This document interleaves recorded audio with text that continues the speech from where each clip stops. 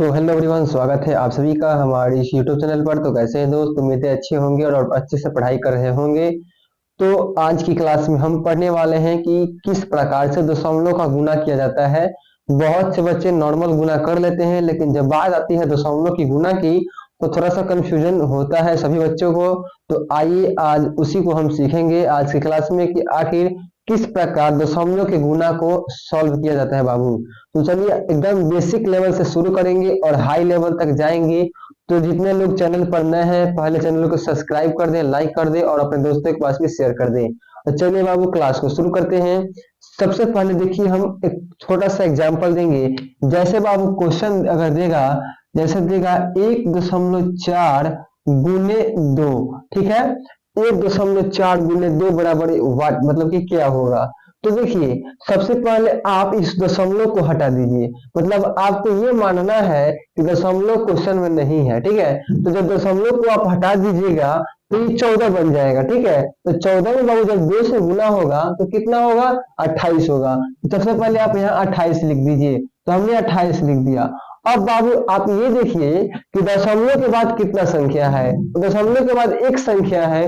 देखिए एक दशमलव छोड़कर यहाँ एक संख्या छोड़कर दशमलव लगा दीजिए, यानी इसका जो आंसर आएगा 2.8 आएगा। हमें पूरा उम्मीद है कि ये आपको समझ में आया होगा। अब चलते हैं इससे थोड़ा लेवल हार्ड करते हैं।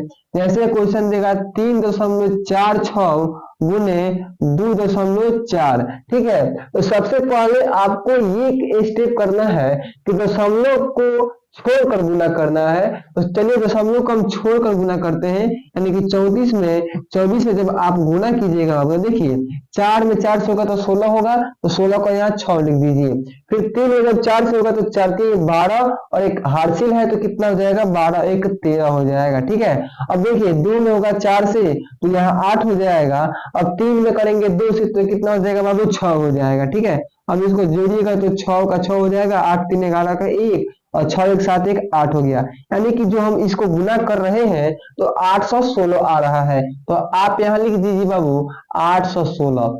अब आपको ये देखना है कि दशमलव के बाद कितना संख्या है दोनों डिजिट में, यानी कि दोनों जगह। तो देखिए यहाँ दशमलव के बाद एक संख्या और यहाँ दशमलव के बाद एक संख्या, यानी कि एक कितना हो गया? 2 संख्या है दशमलव के बाद। तो बाबू आप 2 संख्या को छोड़कर दशमलव लगा दीजिए, यानी कि बाएं तरफ से, ठीक है। बाएं तरफ से, सॉरी दाएं तरफ से, ये दाहिना पद है तो दाएं तरफ से आप 2 डिजिट छोड़कर दशमलव लगा सकते हैं। यानी कि देखिए 1 और 2, तो यहाँ दशमलव लग जाएगा।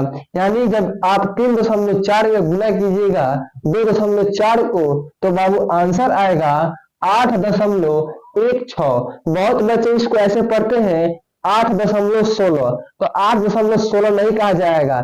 जो दशमलव के बाद संख्या आता है उसको 1 by 1 पढ़ देता है। यानी कि जैसे 8.16 जैसे लिखा है 4.75, तो बहुत बच्चे पढ़ेंगे 7.75। तो आपका ये गलत पढ़ने का तरीका है। इसको यानी कि 4.75 पढ़ा जाता है, ठीक है। हमें समझ में आया होगा आपको, उम्मीद है। अब चलिए इससे थोड़ा सा हार्ड मतलब कि क्वेश्चन आपसे हम देखते हैं कि बन पाता है नहीं। जैसे अब क्वेश्चन देगा कि 42.3 गुने 4.003। तो बहुत बच्चे इस क्वेश्चन को देखकर घबराएंगे कि पहले की अपेक्षा ये क्वेश्चन थोड़ा सा बड़ा है, देखने में बड़ा है, लेकिन जब आप गुना कीजिएगा स्टेप को समझिएगा तो बिल्कुल आसान लगने लगेगा। चलिए इसको भी हम सॉल्व करते हैं। सबसे पहला हमारा क्या स्टेप है बाबू? दशमलव को हटा दीजिए। जब दशमलव को हटाइएगा तो इसको लिख दीजिए, जैसे हम यहाँ लिखते हैं 42 और ये 3 हो गया, ठीक है। दशमलव हटा दिए। अब इसको गुना करना है तो देखिए जो डिजिट बड़ा होता है उसको ऊपर लिखा जाता है, तो हम इसको लिख देते हैं ऊपर, यानी कि 4 0 0 और 3, ठीक है। और इसको गुना करना है, ठीक है बाबू। तो देखिए 3 में 3 से होगा तो 9 हो गया। अब आपको पता होगा कि 0 में किसी भी संख्या से गुना किया जाता है तो 0 होता है। तो 0 में 3 से होगा तो 0, फिर 0 में 3 से होगा तो यहाँ भी 0, ठीक है। अब 4 में 3 से होगा तो 4 यही 12 हो जाएगा, ठीक है बाबू। अब 3 में 2 से होगा तो 3 गुना 6 हो गया। अब देखिए 0 में 2 से होगा तो जीरो, फिर जीरो में 2 से होगा तो यहाँ भी जीरो। ठीक है, अब 4 में 2 से होगा तो बाबू 8 हो जाएगा। ठीक है, यहाँ क्रॉस का चिन्ह रहता है, यानी कि यहाँ छोड़ दिया रहता है, तो यहाँ भी एक स्टेप छूटेगा। अब देखिए 4 में 3 से होगा बाबू, तो 4 3 12 और हार्सिल 1 बचेगा। अब जीरो में 4 से होगा तो जीरो होगा, लेकिन एक हार्सिल है तो यहाँ 1 हो जाएगा। ठीक है, अब देखिए फिर से जीरो में 4 से होगा तो जीरो हो जाएगा यहाँ। अब 4 में 4 से होगा तो 16 हो जाएगा।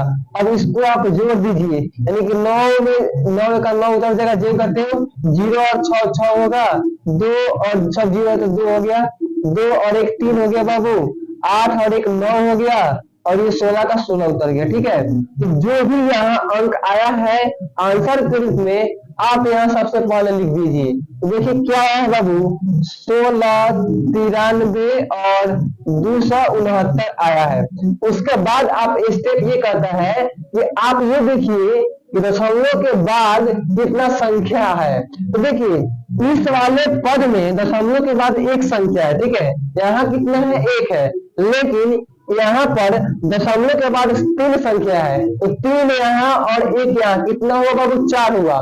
तो 4 दशमलव के बाद संख्या है दोनों पद में, तो आप दाएं तरफ से 4 अंक छोड़कर दशमलव लगा दीजिए, यानी कि 1 2 3 4, यानी कि दशमलव यहाँ लगेगा।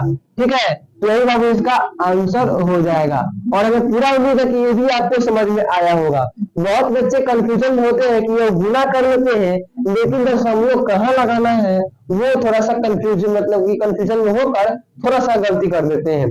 तो आपको देखिए जो आंसर आएगा सबसे पहले आप उसको जो कहते हैं लिख दीजिए बाबू। ठीक है, उसके बाद आप ये काउंट कीजिए कि दोनों पद में दशमलव के बाद कितने संख्या मतलब की है, और जितना संख्या होगा जो आंसर आया है गुना करने पर, दाएं तरफ से उतना संख्या छोड़कर दशमलव लगा देना है। यही स्टेप है दशमलव के गुना का। ठीक है, क्या स्टेप है, यही।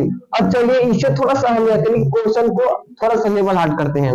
जैसे क्वेश्चन देगा 0.46 और गुने 3.303, तो थोड़ा सा यहाँ कंफ्यूजन होंगे। तो बहुत बच्चे कहेंगे कि जीरो है और जीरो में किसी भी संख्या से गुना होगा तो जीरो होगा, और आंसर जीरो लिख देंगे डायरेक्टली। तो बाबू आप अगर ऐसा करते हैं तो बिल्कुल गलत हो जाएगा।